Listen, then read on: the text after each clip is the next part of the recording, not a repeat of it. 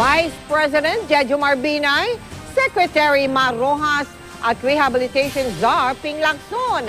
Ilan lang yan sa mga lumulutang na pangalan na mga umunoy tatakbo sa eleksyon 2016.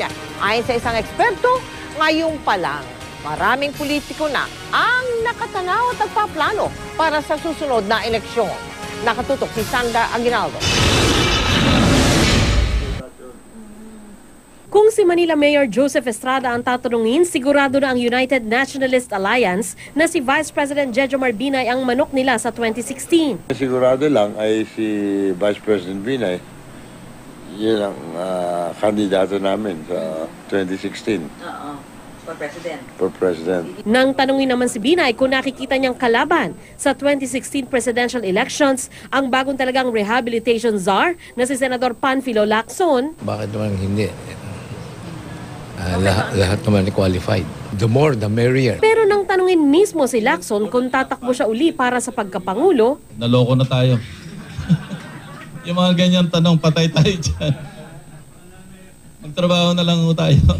Si Lacson ay kaalyado ni Pangulong Aquino. Nakapartido naman at katandem noong 2010 elections ni DILG Secretary Mar Rojas. Nang tanungin ang chairman ng Liberal Party kung hinahanda nga ba ng liberal si Rojas para sa election 2016. ECB group, our party has not decided on that. We have not discussed it.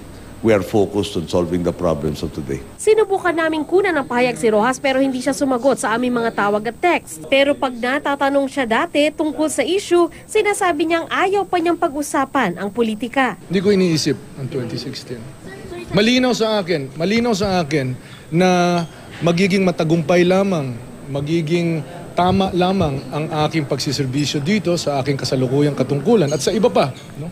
Kung buburahin ko sa aking pag-iisip ang political future.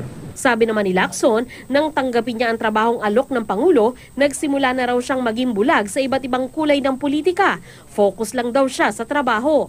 Sa kanya raw karanasan, natutunan niyang basahin ang galaw ng mga kakampi at kalaban niya, gaya ng political sniping at double-edged statement. Si Relly Herman ay kilalang public relations expert at veterano na ng maraming kampanya. Sabi niya, malayo pa man ang eleksyon, nakatanaw na raw ang mga politiko sa 2016. Hahanap ng pagkakataon ang mga politiko para iangat ang sarili nila or at the same time para pitikin at batukan yung mga kalaban nila.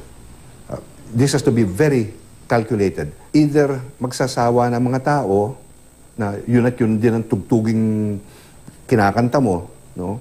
O kaya makakalimutan nila. Sa mga kaalyado ng Pangulo, minsan na rin naging matunog ang pangalan ni Senador Francis Escudero at Senadora Grace Poe na nagdumir uno sa nakarang senatorial elections. Sa Nationalista Party naman, naging maugong ang pangalan ni Senador Bongbong Marcos, pati na rin si Senador Alan Peter Cayetano na naging number 3 sa nakarang senatorial elections. Pero sabi ni Cayetano, Secretary General ng NP, maaga pa para pag-usapan ito at nakatutok daw sila sa pagtupad ng kanilang mga pangako at pagtulong sa pagbangon ng bansa. Ayon kay Representative Ferdinand Martin Romualdez, Lakas CMD President, hindi pa rin maeetsapwera si Senador Ramon Bong Revilla Jr. bilang pambato na Lakas CMD sa 2016.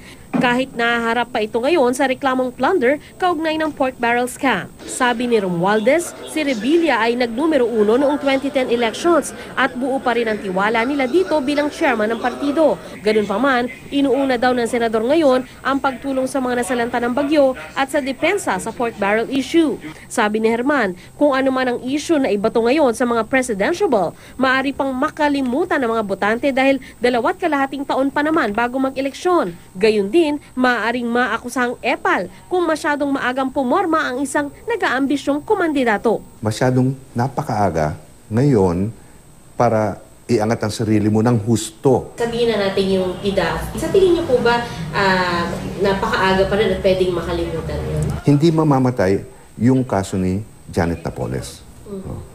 Lalabas at lalabas yan. Pero sabi rin ni Herman, marami pang pwedeng mangyari bago ang 2016 elections. May mga pangalan pang pwedeng sumulpot o kaya'y mabaon sa limot. Sandra Aguinaldo, Nakatutok, 24 Oras.